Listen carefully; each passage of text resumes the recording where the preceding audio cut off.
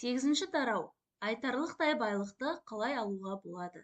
Табиғаттың жомарттығына, ысырапшылдығына, молдылығына қарасаңыз, онда барлығы артығымен екенін түсінесіз.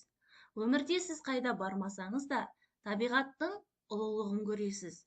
Өмірдің заңдары бізге шексіз байлықтарды беру үшін керек. Жер және оның ішіндегінің бәрі, әлем және оның ішіндегінің бәрі Құдайдікі. Бір жамандығы адамның қомағайлығы, өзімшілдігі.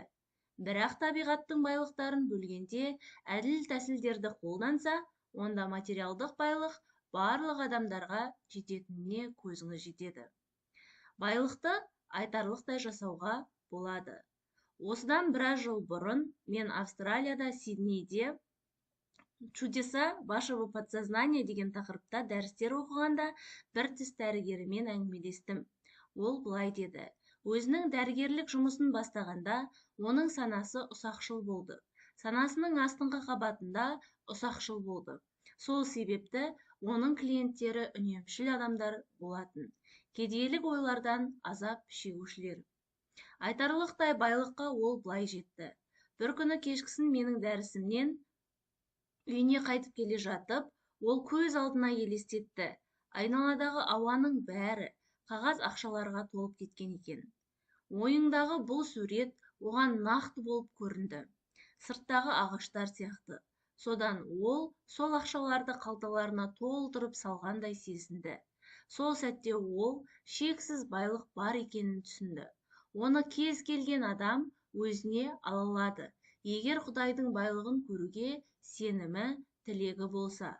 Бұл оқиғадан кейін оған өте ықпалды бай клиенттер келетін болды. Олардың бәрін жалғыз өзі қарай алмайтын. Оның барлығы ұсақшыл көзқарасы одан бай адамдарды үркітетін. Ол өзінің ішінен бейнелі ақыл-ойдың күшін тапты да байлыққа ие болды. Дұрыс ойлау. Мысалы, сіз өзіңізді пианинода ойнағыңыз келеді. Егер ақшаңыз болса, әрине барып сатып аласыз. Ал егер оны сатып алуға ақшаңыз болмаса ше? Ең алдымен көз алдыңызға өз бөлмеңізде ол тамаша аспаптың тұрғанын елестетіңіз. Оның клавиштерін қолыңызбен ұстап көріңіз. Олардың нақты бар екенін сезініңіз. Позитивті сеніммен пианиноның осында тұрғанын ойлаңыз. Сіздің ақыл ойыңызда ол бар. Себебі әуелі ол оны жасаған адамның басындағы ой сияқты болды. Ақыл ойыңызға пианино туралы ойды кіргізгеннен кейін, ол енді сіздікі деп сеніммен айтыңыз. Сонда сіздің санаңыздың астыңғы қабаты оны Құдай жолымен әкеліп береді. Сіздің санаңыздың астыңғы қабатында шексіз интеллект басқа адамдардың ақыл ойына әсер етеді. Ақырында сіздің тілегіңіз сіз білмейтін жолмен орындалады. Ойдың арқасында әлемде барлық механизмдер мен құрал-саймандар, неше түрлі маркалы автомобильдер, компьютерлер, телевизорлар, музыкалық аспаптар тағы басқалар жасалды. Біздің космос заманымызда барлық жаңалықтар адамның ойымен, белгілі мақсатпен жасалады. Еріксіз сендірудің кереметі. Баяғыда 1944 жылы менің жанымда көрші болып бір кішкентай испан қызы тұрды. Мен оның отбасын жақсы білетінмін. Ол кезде ол 8 жаста еді. Күнде жергілікті приход мектебіне баратын. Ата-анасына велосипед әпер деп айтқанына бірнеше ай болды. Бірақ анасы оған айтатын: менің мазамды алма, қазір соғыс жүріп жатыр. Өзің жақсы білесің, велосипед туралы ешбір әңгіме болмау керек. Бірақ ол қыз қайта-қайта сұрай берді. Бұл қыз керемет сотқар болатын. Ылғи көрші балалармен төбелесіп, көзін көгертіп жүретін. Бір күні мен ол қызға былай дедім: Мэри, сен велосипед алуыңа болады. Мен білемін қай жерден. Ол қуанып кетті. Қай жерден? Содан кейін екеуміз сұхбаттастық. Автор: қазір бар да төсегіңе жат, көзіңді жұм. Содан кейін көз алдыңа келтір.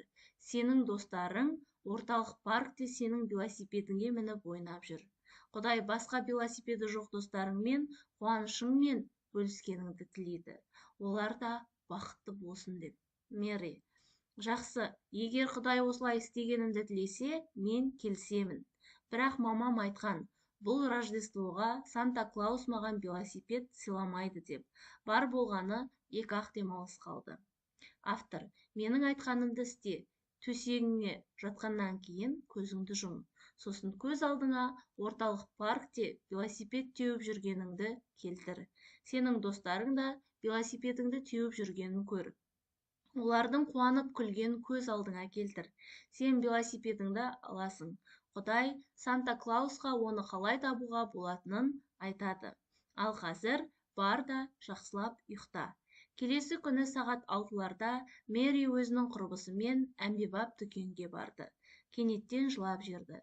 Қасында болған бір әйел одан сұрады: не болып қалды кішкентай балақай? Кім сені ренжітті? Жоқ, деді Мэри. Бірақ кеше кешкісін біздің үйде болған бір кісі маған айтып еді. Құдай Санта-Клаусқа велосипедті қайдан алуға болатынын айтады. Сонда мен оны аламын деп. Қараңғы болды, ал велосипед әлі де жоқ. Әйел оның қайғысына ортақ болып былай деді: ол адамның саған мұндай нәрселерді айтуға құқығы жоқ. Ол қызды өзінің үйіне апарып, оған велосипед сыйлады. Осыдан 2 жыл бұрын қайтыс болған қызыныкі екен. Әйел оған Құдайды жақсы көретін балаға сыйлағысы келгенін айтты. Мәжбүрлеп сендірудің кереметі деген осы. Сеніміңізге қарай болады. Ол неге елеулі нәтижелерге жете алмады? Жақында мен банкрот болған адаммен кездестім. Ол үйінен айырылып қалды. Оның үстіне артритпен ауырады екен. Қиыншылықтармен қанша күрессе де, оларға онан сайын батып қалды. Ол тұйық, зиянды шеңбердің ішінде қалды. Неге мен ешқандай нәтижеге жете алмаймын, деді ол. Мен әрқашан шіркеуге барамын, дұғалар оқимын, көптеген жақсы істер жасадым. Онда Құдай мені не үшін жазалайды? Айтқан сөздері рас болатын. Ол әрқашан шіркеуге барып, дұғалар оқитын. Бірақ мен оның елеулі нәтижелерге жете алмаған себебін түсіндім. 10 жыл бойы істеген бизнесін ол жек көретін. Ол кекшіл сезімнің сауында болды. Өзінің серіктесін кешіргісі келмей, оны ылғи қарғайтын.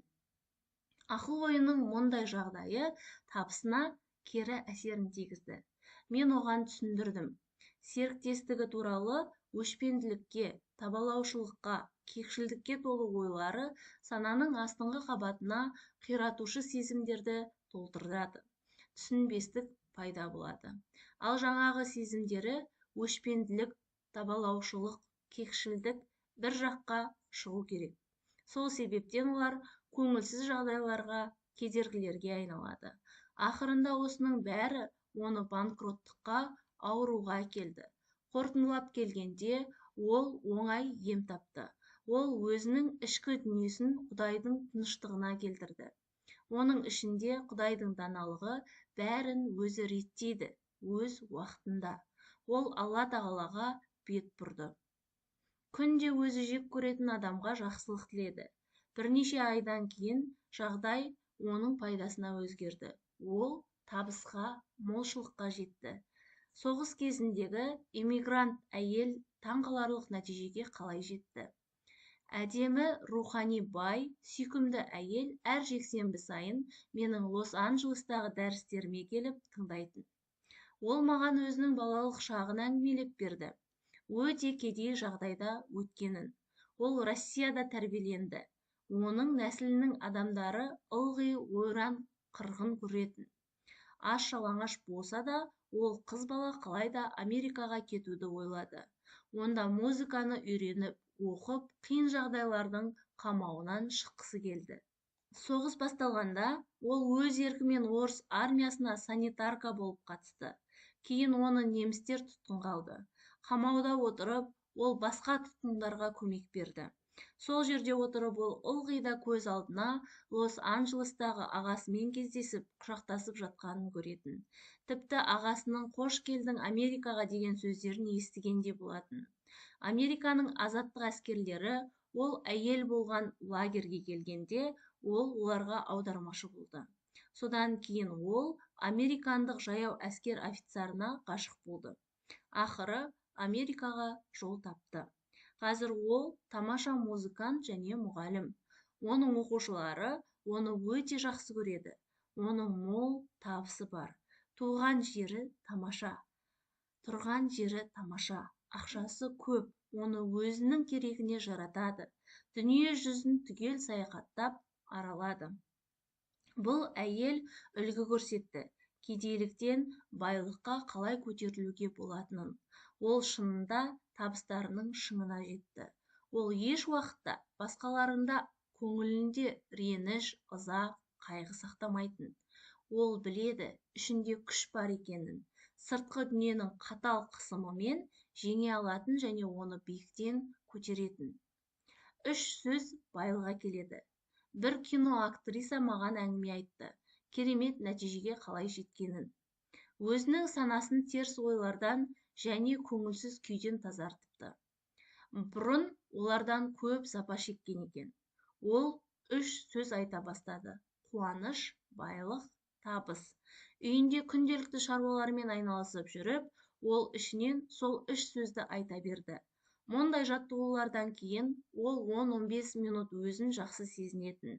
Депрессивті көңіл жағдайы болғанда қаржының не контракттың жоқтығынан ол бірден 3 сөзден тұратын ән айтатын. Байқаса, ол 3 сөздің ғажап күші бар екен. Себебі олар санасының астыңғы қабатының күшін қолданған. Ақырында оның өмірінде тиісті нәтижелер пайда болды. Соңғы 8 жылда ол жұмыссыз болып көрген жоқ. Бір келісім шарттан кейін екіншісі табыстан табысқа жетті. Ол қарапайым ақиқатқа көз жетті. Оның жабырқаңқылық сезімі және абыржуы өмірінің сыртқы жағдайларына зиянды әсер етті. Ішіндегі қорқыныш, абыржу, депрессиялық жағдайға ол қарсы тұрғанда сыртқы жағдайлар өзінен өзі өзгерді. Сіздер де қазірден бастап оның айтқан салтанатты әнін айтыңыз. Қуаныш, табыс, байлық. Сонда сіздің өміріңіз кереметке толы болады. Құдай сіздің бай болғаныңызды қалайды. Өмірдің заңы молшылық, кедейлік емес. Құдай шексіз, мәңгілік байлықтың көзі. Сізді қолдайтын, көзге көрінбейтін құрал бар. Құдайдың қорлары шексіз. Онда сіздің қорларыңыз да шексіз. Себебі сіз және сіздің әкеңіз Құдай бір тұтассыз. Құдай сізге қол берді. Онымен керемет конструкциялар, зәулім үйлер тұрғыза аласыз. Құдайға арналған ғибадатханалар. Құдай сіз барлық дарындарыңызды көрсеткеніңізді қалайды. Құдай сізге дауыс берді ән айтсын деп. Құдай сізге көз, құлақ берді. Сіз құстардың дауысын естісін деп, бұлақ суының сылдырын. Сіздің билегіңіз келсе, ол да Құдайдың сіз арқылы мәңгілік бидің күшін көрсету. Сіздің күннің батуын суретке салғыңыз келгені, ол Құдайдың керемет сұлулығын сіз арқылы көрсету. Құдай сізге құлақ берді. Аспанның музыкасын естісін деп, Құдайдың дауысын естісін деп. Жол мынау, сонымен жүр деп. Сіздің саяхатқа шығуға тілегіңіз, ол Құдайдың тілегі. Сіз дүниенің кереметін көрсін деп, оның сұлулығын, симметриясын, пропорциясын, барлық нәрселердің. Құдай сіздің бақытты, көңілді болғаныңызды қалайды. Құдай сіз керемет үйде тұрып, әдемі киінгеніңізді қалайды. Атақты, құрметті өмір сүрсін деп тілейді. Сіздің бай болуға тілегіңіз, ол Құдайдың байлығын шығарып пайдалансын дегені. Балам менің, сен әрқашан меніменсің. Маған тиесілінің бәрі сенікі. Тараудың қысқаша мазмұны. Табиғат жомарт, ысырапшыл, мол. Өмірдің заңдары сізге сол шексіз байлықтарды беру үшін арналған. Егер сізде ұсақ-түйек сананың көзқарасы болса, онда сіз әрқашан өзіңізге кедейлік комплексі бар адамдарды тартасыз және еш уақытта байымайсыз. Сіз өзіңізге не қажет екенін жақсылап ойланып алыңыз. Ол қажет нәрсе үйіңізде бар екеніне көз алдыңызға келтіріңіз. Оның нақтылығын қолыңызбен ұстап көргенде болыңыз. Сонда ол нәрсені сіз аласыз. Бір нәрсені ойыңызда нақты деп қабылдасаңыз, сіздің санаңыздың астыңғы қабаты оны іске қосады. Сізге беймәлім әдіспен. Танымайтын әйел кішкентай қызға велосипед бергендей. Себебі ол қыз бұл туралы дұға оқыды. Ашу, ыза, кекшілдікке толы ойлар сіздің байлығыңызға кедергі болады және кері әсер етеді. Байлық сізге қарай емес, теріс жаққа қағады. Өзіңізге тілеген нәрсені басқаға да тілеңіз. Бұл сіздің молшылығыңыздың кілті. Мультимиллионер болу үшін формула бар. Ол ақиқатты сеніммен, түсінікпен, табандылықпен қайталаңыз. Сонда өзіңізге қажет байлықтың бәріне ие боласыз, табысқа жетесіз. Керемет 3 сөз бар. Әрқашан оларды әндетіп айтап жүріңіз. Қуаныш, байлық, табыс. Олар Құдайдың ақиқаты. Демек, сіздің де ақиқатыңыз. Құдай сіздің бақытты, бай, көңілді болуыңызды қалайды. Құдай сіз өміріңізді молшылықта өткізгеніңізді қалайды. 9-шы тарау. Қай бизнес болса да, ол Құдайдың ісі. Дүниеде қызметтің барлық түрі Құдайдың ісінің бір бөлігі. Бір ғана жоғарғы күш бар. Барлық адамдарды және нәрселерді жасайтын және жандандыратын. Қызметтің түрлерін рухани және күнделікті жай түріне бөлуге болады. Ал шындығында еңбектің бәрі рухани болып табылады. Егерде өз ісіңізді жақсы көретін болсаңыз және Құдайдың ісі деп қарасаңыз, ағаш ұстасы үйді жалпы принциптермен салатын, өз жұмысын жақсы көретін, адамдарға пайда әкелетін, рухани жұмыс жасайды, дінді уағыздаушы секілді. Егер сіз жоғары сапалы сақал алатын аспап жасасаңыз, автомобиль, тағы басқа нәрселер, онда сіз адамдарға пайдалы еңбек жасайсыз. Демек, Құдай сізді қолдайды. Онда сізге қарсы кім бола алады? Тіпті жер бетінде де, аспанда да ондай күш жоқ. Сіздің табысыңызға, бизнесіңіздің өркендеуіне кедергі жасайтын. Бизнесте өркендеудің дұғасы.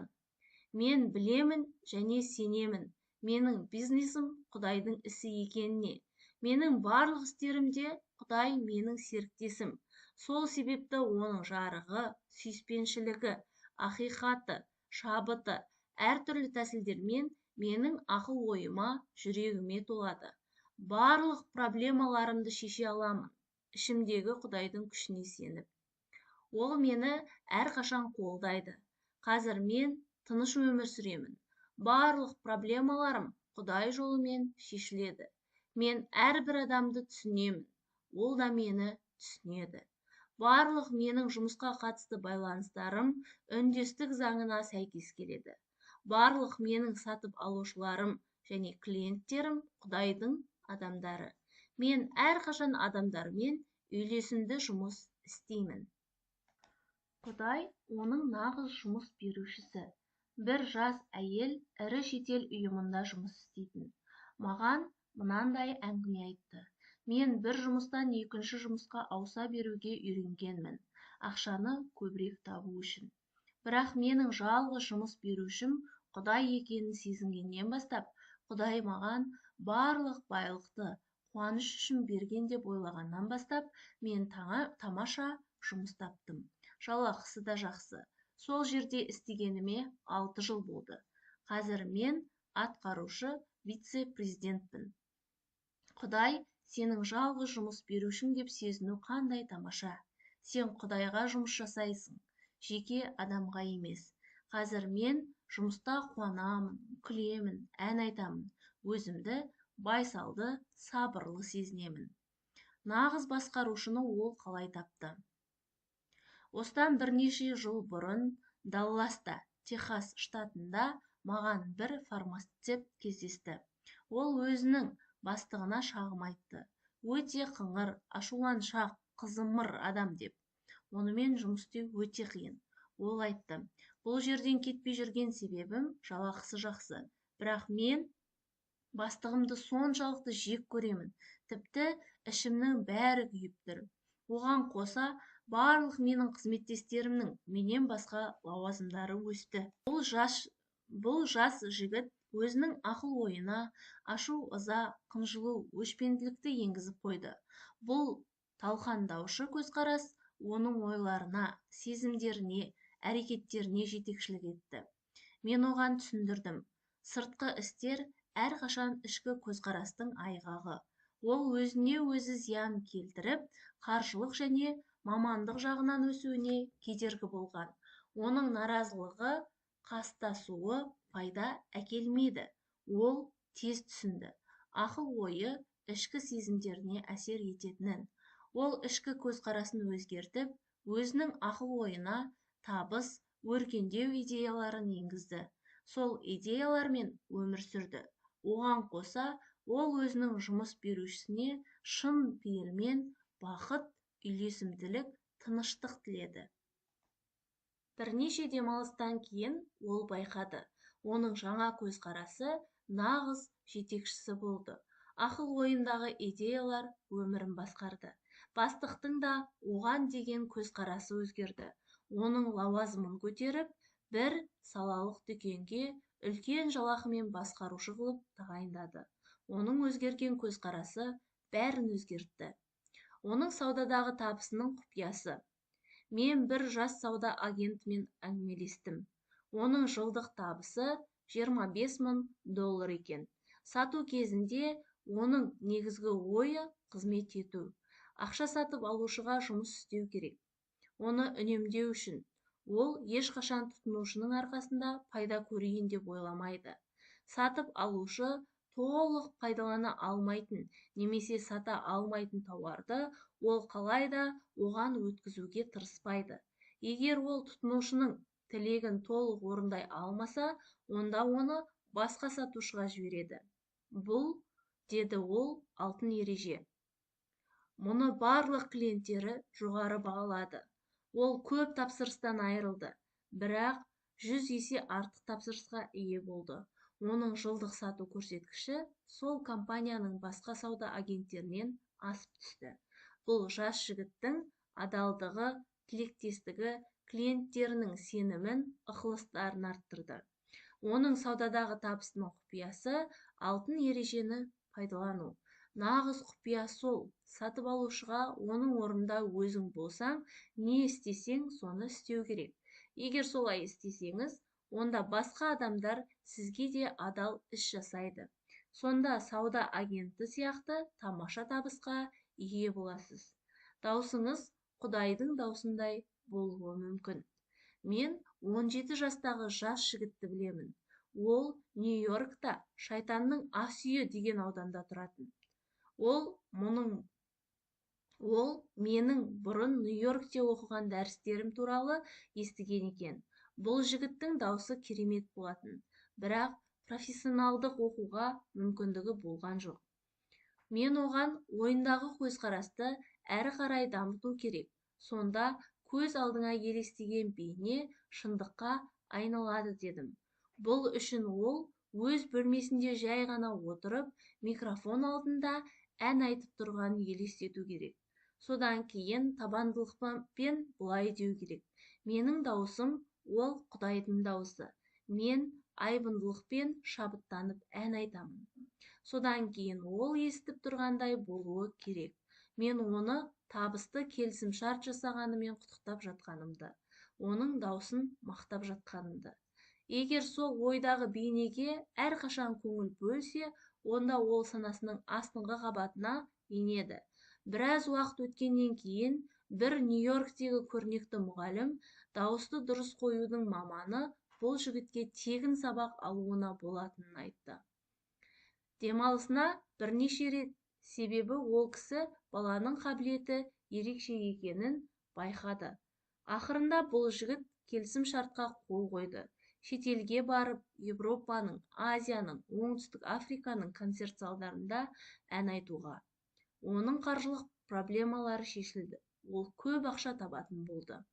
Оның жасырын дарыны және оны іске асыру қабілеті нағыз байлығы болатын. Оның бизнесі Құдайдың бизнесі. Ол табиғи дарыны Құдайдың сыйы болатын. Экономикалық өркендеудің арттырудың сенімді әдісі. Менің бір досым дін уағыздаушы әңгіме айтты. Алғашқы кезде оның шіркеуі едәуір қаржылық қиындықтарға тап болды.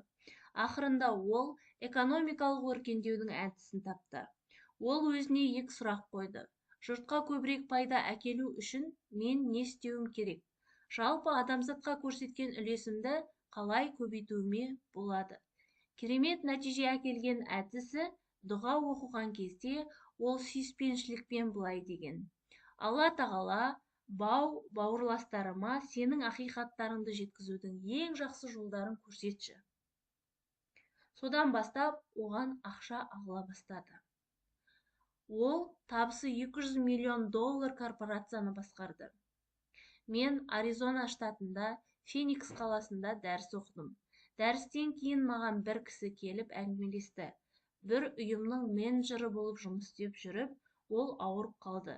Жүйке жүйесінің жұмысында олқылық болды. Оған қоса жүрек ұстамасы жоғарғы қысымның ауруының және ұйымның ішіндегі саяси жанжалдың негізінде. Бірақ әбден жазылғаннан кейін офисына қайта оралып, бұл адам мынадай емдеу шарасын жасады. Күнде таңертең өзінің офисінің есігін кілттеп, 10-15 минут Құдаймен араласты. Оның айтуынша, шексіз интеллект оның күні бойы жасаған істерін реттеп отырады. Бұрын тәртіпсіздік болған жерде енді Құдайдың сүйіспеншілігі мен үндестігі орнады. Оның шешімдері, пікірлері Құдайдың ақылына сәйкес болады. Құдай оған баратын жолын көрсетіп тұрады. Ол табандылықпен айтатын: Құдай барлық проблемаларымның жауабын біледі. Ол Құдаймен бір тұтас. Ол әрқашан айтатын: Құдайдың заңы мен тәртібі мені директорлар кеңесін бүткіл ұйымды басқарады. Мен барлығына тыныштық, сүйіспеншілік, жақсылық, өркендеу тілеймін. Осы емдеу шарасын ол күнде жасайтын. Соның арқасында бақытты, дені сау болды. Оның ойына жаңа конструктивті идеялар келді. Компанияның өнімін кеңейту, тарату жөнінде. Сол себепті оның бизнесі өркендей берді. Бұл адам қызмет бабында көтеріліп, 2 жылдан кейін өте үлкен корпорацияның президенті болып сайланды. Жалақысының адам айтқысыз мол екендігі тағы бар.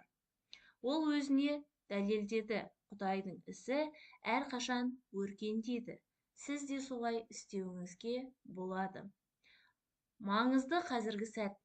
Егер сіз бүгін белгілі бір есепшоттарды төлей алмасаңыз, не болмаса бүгін сізді сәтсіздік күтіп тұрғанын сезіп тұрсаңыз, онда есіңізде болсын: сіз тек бір-ақ нәрсені істеуіңіз керек. Қазіргі ойыңызды өзгертіңіз. Сонда жағдайдың бәрі өзгереді. Бүгін сізбен болған нәрсе, ол бүгінгі ойыңыздың, сезіміңіздің нәтижесі. Бүгін дұрыс ойлаңыз. Ал болашақ дегеніміз, ол бүгінгі ойдың айқындалуы. Бүгін ойыңызды өзгертіңіз. Сонда оны үйлесімді, сабырлы, табысты қылып істей аласыз. Бүгінгі сіздің тыныштануыңыз бүгінгі ойдың нәтижесі. Алланың ақыл парасатында уақыт, кеңістік деген жоқ. Сіздің жақсы істеріңіз, былайша айтқанда, ол қазіргі сәт. Өткен уақыт ол қазіргі сәттегі ой. Болашақ ол да қазіргі сәттегі ой. Себебі сіз тек қазір ойлай аласыз. Сіз осы сәтте өмір сүресіз.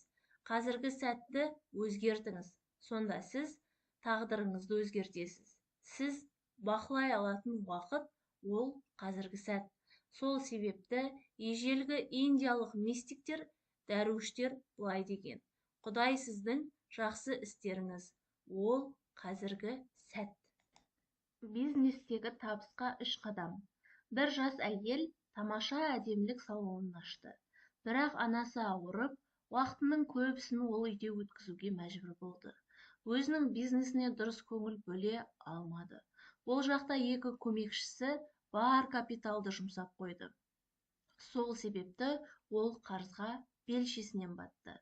Бизнестегі шығындарын өтеу үшін ол 3 қадам әдісін қолданды. Бірінші қадам, ол көз алдына елестетті: жергілікті банктың бастығы оны тамаша салымдарымен құттықтағанын. Бұл бейне суреті ол көз алдына 5 минуттай келтірді. Екінші қадам. Көз алдына мынадай суретті елестетті. Анасы оған айтып жатыр екен: мен бақыттымын. Себебі сенің жұмыстарың жақсы жүріп жатыр. Сенің клиенттерің тамаша. Анасының қуанышпен айтқан сөздерін 3-5 минуттай елестетті. Үшінші қадам. Ұйықтар алдында ол өзіне сеніммен айтатын: мен әр адамның тілегін сүйіспеншілікпен орындаймын. Құдай әр адамға мен арқылы жақсылық тілейді. 3 демалыстан кейін оның бизнесі өркендеді. Тіпті қосымша көмекшілерді жұмысқа алды. Біраздан соң ол күйеуге шықты. Күйеуі оған тойға $20,000 сыйлады. Сол ақшамен ол бизнесін кеңейтті. Өзіне жаңа мүмкіндіктер тапты. Сатып алу, сату туралы шындық. Мен адамдарға жылжымайтын мүлікті, тұрғын үйлерді, дүкендерді сатып алу, сату жөнінде жиі кеңес беремін. Шынын айтқанда, мұның кез келген тауарға қатысы бар. Оларды сатып алу, сату туралы. Егер сіз бір нәрсені сатқыңыз келсе, демек сіз өз меншігіңізді немесе үйіңізді басқа адамға бергіңіз келеді. Айырбас жасағыңыз келеді. Басқа біреу оны алғысы келеді. Сатып алу, сату кезінде сіз түсінуіңіз керек. Сол сәтте қажетті сатып алушымен немесе сатушымен қажетті уақытта жалғасасыз. Сіздің санаңыздың астыңғы қабаты сіздерді кездестіреді. Сізге тартылыс заңы әсер етеді. Сонда сіз байқайсыз, ол адаммен іскер қатынаста екеніңізді. Бәрі де Құдай жолымен болады. Сіз сұраған баға әр кезде дұрыс және әділ болады. Тараудың қысқаша мазмұны. Кез келген бизнес ол Құдайдың ісі, ал Құдайдың ісі әрқашан өркендейді. Бәрін көңілді, қуанышты жасаңыз. Сіз ұғынуыңыз керек. Барлық іскерлік жұмыстарыңызда Құдай сіздің серіктесіңіз. Ол сіздің тұтынушыларыңызда, клиенттеріңізде бар. Сізді барлық жолдарыңызда басқарып отырады. Сіз жұмыс берушіңіз тек қана Құдай деп ұғыныңыз. Сонда әрқашан сіздің жақсы жұмысыңыз болады және сенімді қорғау сезіміңіз болады. Сіздің нағыз жетекшіңіз ол ішкі басым көзқарасыңыз.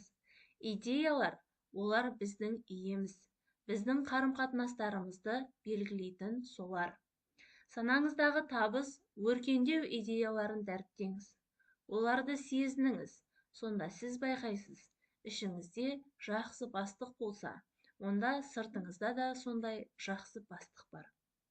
Сауда ісінде табысты болу үшін сіздің басты мақсатыңыз тұтынушыға жұмыс істеу болады.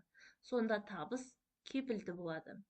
Егер сіздің ән айту қабілетіңіз болса, онда соны іске асырыңыз. Сіздің әніңіз аудиторияны баурап алатын болсын. Бұл атаққа ең сенімді жол. Егер бизнесіңіз енжар жүрсе, онда мына дұғаны оқыңыз. Шексіз интеллект маған адамдарға жұмыс істеу үшін ең жақсы жолдарды көрсетеді. Сонда сіздің бизнесіңіздің табысы тез өседі. Сіздің бүгінгі болып жатқан оқиғаларыңыз кешегі күннің салдарынан емес. Сіздің бүгінгі ойыңызға байланысты. Тап қазір ойларыңызды өзгертіңіз. Сонда бәрі өзгереді. Тек бір сәт бар, ол қазір. Болашақта сіздің қазіргі ойыңызға байланысты. Сатып алу не сату кезінде ұғыныңыз.